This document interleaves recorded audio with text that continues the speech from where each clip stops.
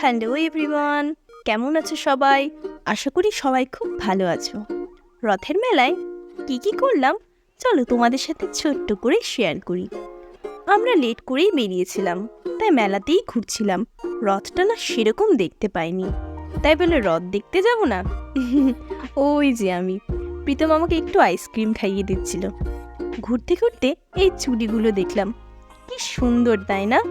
মেহুর হাতে যে কি অপরূপ লাগবে, তাই মেহুর জন্য একটা চুড়ি নিয়ে নিলাম।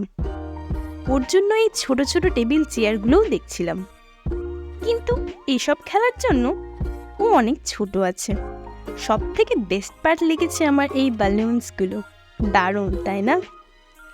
বাড়ির জন্য জিলিপি নিলাম, খাওয়া দাওয়া করলাম, একটু ঘুরঘুরি করে 11টার মধ্যে বাড়ি চলে এসেছিলাম। বাড়িতে এসে প্রচুর টায়ার্ড লাগছিল। যাই হোক, আজকের জন্য আসি তাহলে, টাটা।